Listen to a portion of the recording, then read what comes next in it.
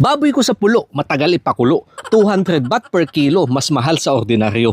Nakakaangat ang sarap karne ng baboy ramo. Dito inaalagaan na din dahil mataas ang kitaan sa merkado. Matitikman ng hindi nakadepende sa pangangaso. Sinugba tumulo ang katas mapalabas ang bango. Saka isinalang, matagal ang palambutan kaya namitas ng kadyos habang naghihintay. Oras di masayang. KBL ng Visayas sa bersyon ko na baboy ramo. Yun nakasalang binalikan, una sabaw na tuyuan. Tingin ko naman pwede na yan. Saka nagdagdag ng tubig, pantay lang sa laman, hindi naman pang maramihan. Yung kadyos kasama na sa ikalawang pakuluan. Walang batuan kaya talbos na sampalok gagamitin pampaasim. Di dyan mawawala siling panigang. Aromatics na madami sibuyas sa gulay, repulyong bubot ang inilagay. Binudbuhan ng paminta, betchin bahala ka na, pinaalatan ng patis. Talbos sa huling lagay, laway biglang nangasim.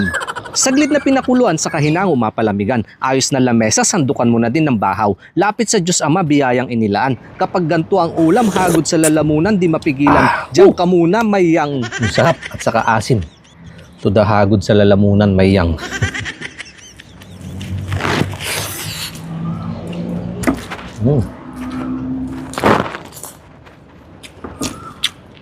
Sa gulay pa lang po. Panalo na.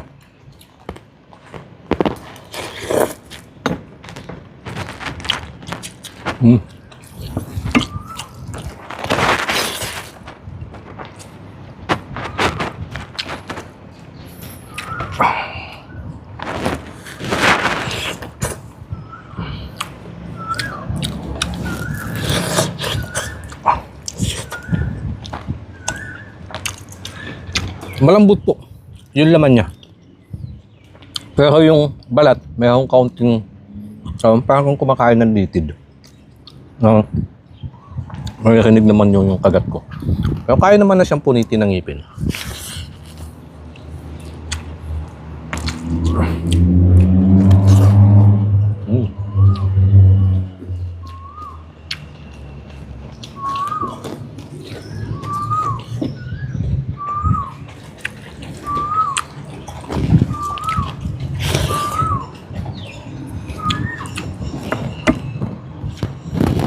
Yung aroma po ng pagkasilab, ang lakas ng kapit dun sa sabaw.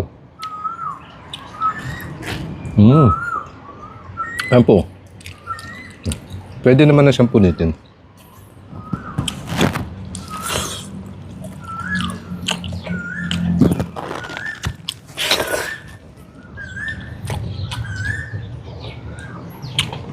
Madaming collagen. Bawas ho ng taba.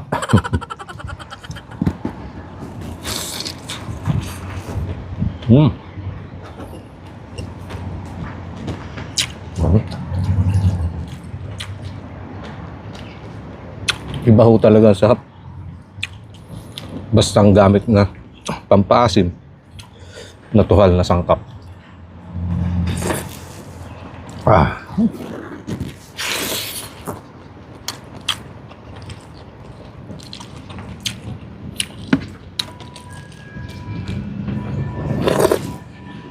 Panalong-panalo sa bahaw.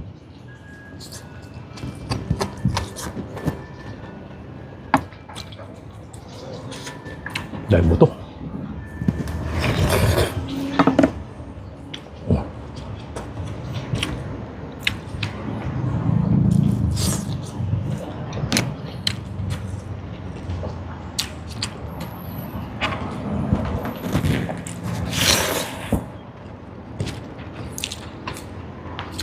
Madami pa ho akong kadyos lab.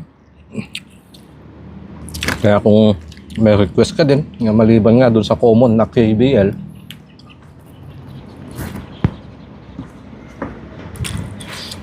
comment mo lang po.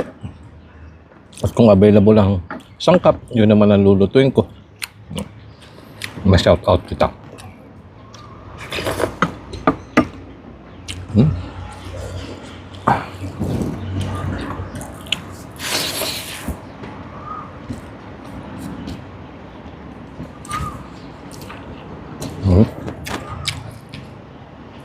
Tamang-tama po sa malamig na panahon.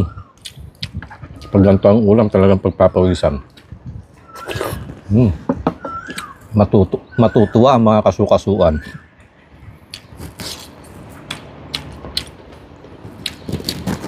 Mm.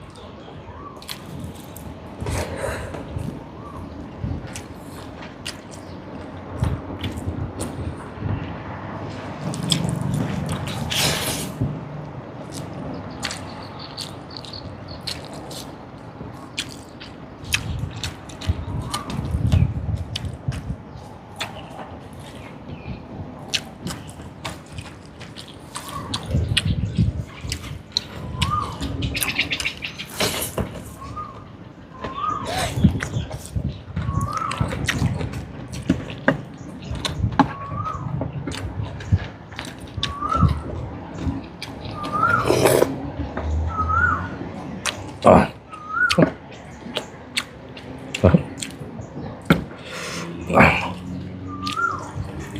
Labas ko na para malamig yan.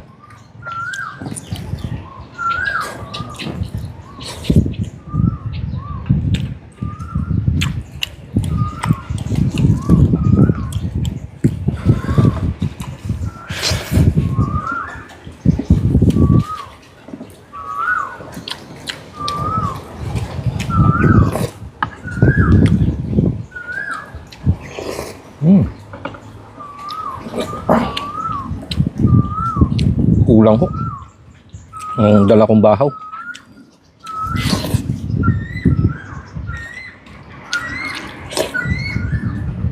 Bale, i-reset na lang po ulit mamaya kapag ginutom. Maraming salamat po mga kanayon. Kain po tayo.